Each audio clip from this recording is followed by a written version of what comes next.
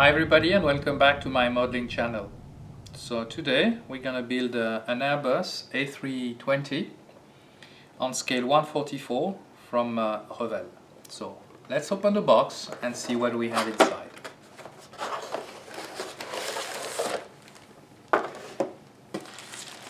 So initially we're gonna start our kit description or kit review by checking the information sheet. So it's a black and white A4 format,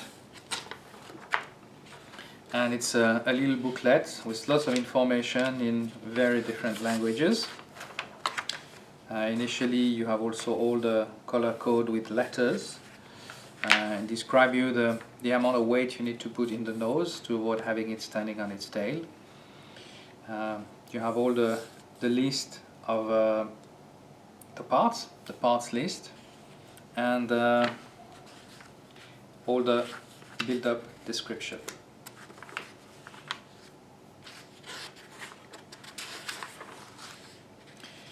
The last 3 pages are about the decals and the colors you're going to put, and this come with an Air Berlin livery. Air Berlin, Germany and Switzerland. So now we're going to have a look on the decal sheet, and I have to say that the decals from Revell are normally very good quality. So you have the options of one Swiss plane, the 4 different ones registered in Germany, and anyway, if you don't use and you want to keep it on a separate livery, you still can keep all the panel lines or the extra decals for the pitot static, some different port, and the emergency exit and doors, etc., etc. So I have to say that those decals are very easy to work with and they are very good quality. Now let's have a look on the kit itself. And the Revell kit has been on the market for many years. I have to say that I have kind of surprised recently with those Air Berlin kit, because I bought a bundle of them about a year ago. And they were, because they were at a very good price, and some of those Air Berlin kit come with only the CF34 engine and not the V2500, and some come with both options. So it's a little bit of a luck, but enough of that. Now we're gonna check out the kit. The kit is an old kit, but it's for a 320. I have to say that it's a fine engravement, so that's going to be easy for our panel lines. Now I will try to get to give you a closer look, but we can see on some parts, for example here, that there is a lot of plastic remain from the mold, and that will require some extra work from your side to be able to remove this extra work, but it's still handleable even for a beginner modeler. Now we're going to move on to the second sprue. So yeah, I forgot to say that the first sprue basically will have both half of the fuselage and the undercarriage. The second sprue is about the wings, the stabilizer, the horizontal stabilizer, and the engines. So on the Air Berlin, sometimes those engines are missing. I had a couple of kits that I built formerly during the summer, and those ones where I had no options, I had only the CF34. So just be careful, and to my knowledge there is this one, the Air Berlin, and the Lufthansa was built before, who had only the CF34 option. Most of the other 320 have both engine options. And the Zvezda kit as well has always both engines. So still the same issue on that kit. Beside that, I can say that well, we still have the problem of the plastic injection of the mold. And what I could see for the 320, and I discovered that recently, is the 320 doesn't have those little flaps fairing here and there. That's only for the 321. The 18, 19 and 20, you have to remove those little parts and you will have to fill them up. So, but that's just a little tip that you will have to remember when you start building. And the last sprue is a clear part. It's the windscreen and the nav lights. So that's it for the skid description. So enough of talking and let's start building. So we're gonna start this build by preparing the fuselage. So initially we're gonna prepare the parts and we're gonna glue both parts together. And we'll also have to add in between the nose wheel well. So initially we're gonna use some standard Revell glue, and then what I will do, I will use some modeling paste or to use as a ballast in front of the aircraft to avoid having the aircraft sitting on its tail. Then I will close the window with some regular glue and then fill them up later on with some putty. Now on this particular model I had some issues as well. I'm removing the extra flaps fairing that are not supposed to be on the 320, A319 and 318. And also the main problem that I had on that aircraft is the thickness, and the mold was not in a very good quality, so I had to get the wings, both wings, the upper and the lower side, to the proper thickness, and then we will be able to glue them together.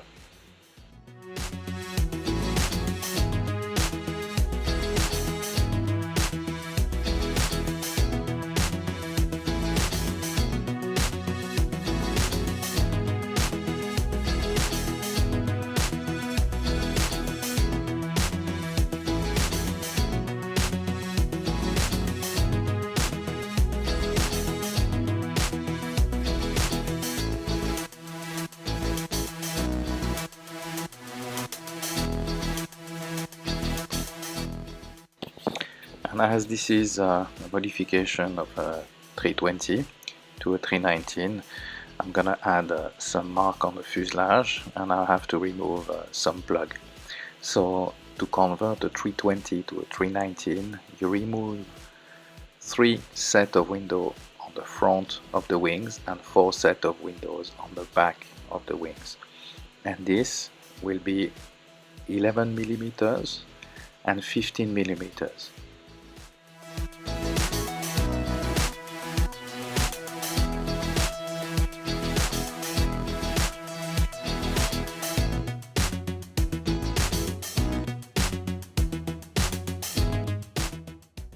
So what we will do now is we are going to glue our fuselage together, but initially I will use some part of the sprues that I initially cut in few pieces, and I will use those as a guide to be able to put our fuselage extension or fuselage plugs back together. That will allow me to basically respect some part and avoid have a banded fuselage. Of course, what I will use as well later on at some point is some adhesive tape to make sure that the fuselage is in the correct position and to avoid to have a banded fuselage later on.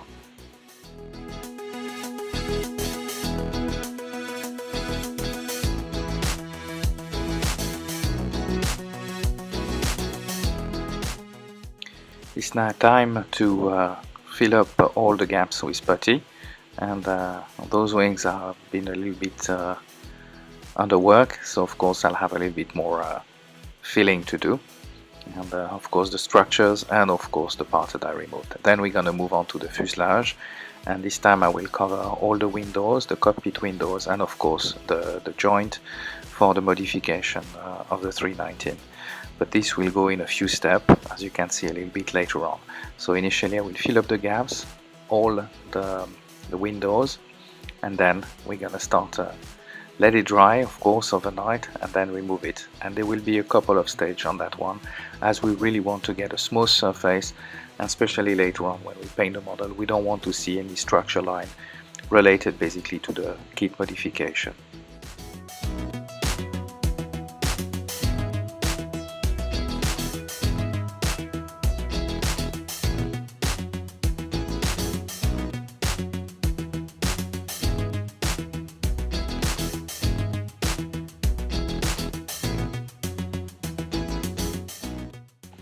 As you can see now, we are removing the extra putty, and this is a quite long process. As you can see, for this I also use normally some sandpaper and a glass of water, and use that wet sandpaper. Then as you can see now, it's the second step, and I always try to use two different type of color for the putty like this, that give me a better understanding of the surface, and if the surface is still very smooth. So once again, I will go through all the panel lines, the windows, and see how we can work this out. And of course there might be a little third round a little bit later on, but that will happen once I finished on the final, after the final assembly, but you will see that a little bit later on. So of course, once the putty has dried, then we're gonna remove the excess putty, and as you can see, we can still see some of the former parts that were already filled. But that's the second part, and then there will be another one later on, but you'll see that coming very shortly.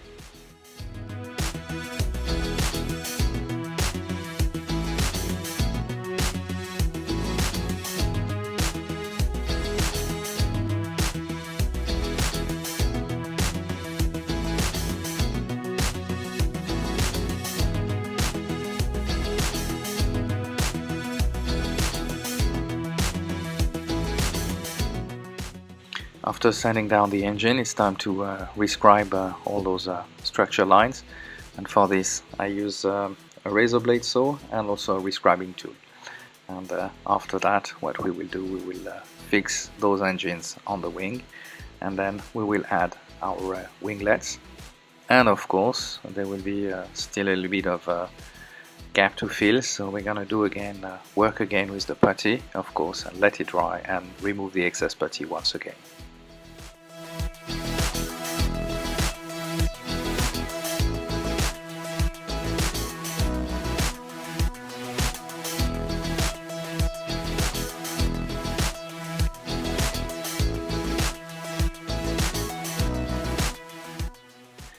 So it's now time to do the final assembly of the model.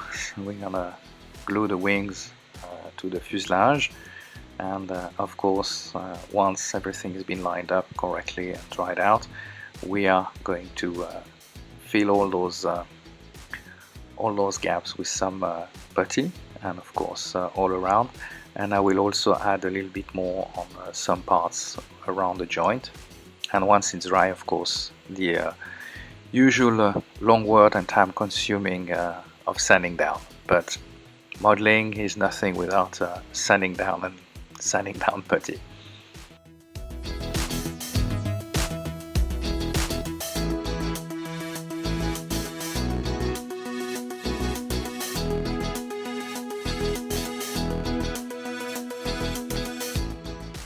So now that our aircraft is built, it's time to go to the paint booth, and initially I will paint my corps, which is the walking area on the wings, and for this I use a mix of metallic and grey paint together, and then of course I'll start to use a light grey to paint the rest of the wings, and as you could see earlier, the undercarriage and some other part and structure line.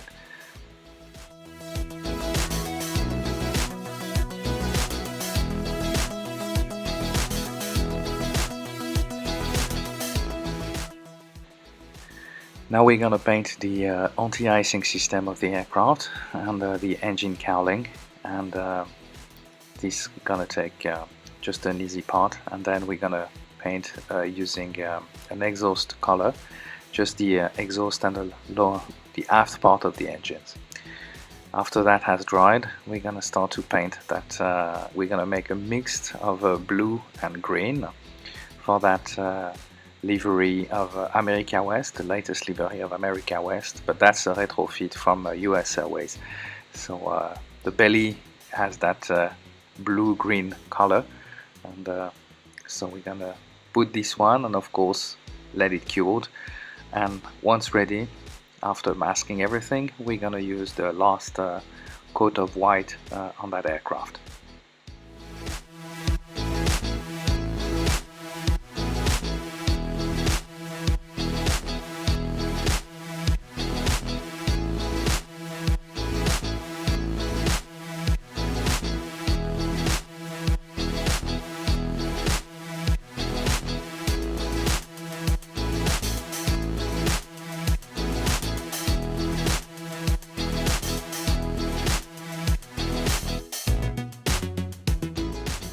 While the aircraft is drying and curing with this paint, we're gonna start working now on the undercarriage, and for this I'm just gonna paint the wheels initially, and then the struts, of course.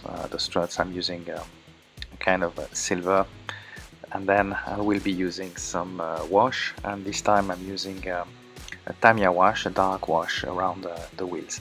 Then we're gonna build the undercarriage together, and of course we're gonna put them on the aircraft.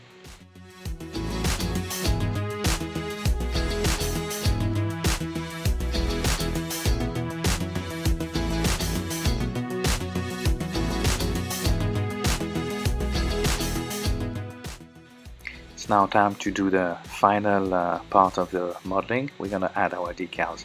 So for these I used the 2.6 decal for US Airways with the retro livery of America West. I have to say that the aft part of those decals, as you have the funny paint scheme, was not easy. It required a lot of work, extra work, but with a little bit of time and a lot of decal salt or solution softener, you can get a pretty decent result. But of course it requires a lot of patience, a lot of water, and also a lot of decal solution. But overall it went pretty easily. I have to say that the hardest part as well was that blue and red line around the engines. That one was a little bit hard to do, so I had to do a white circle first around those engines that you can see, and later on you will see how I had to do them. I just put them around, but it took a lot of decal solution and softener to be able to get a proper shape. But with a little bit of time and patience, you can all get a pretty decent result on those models.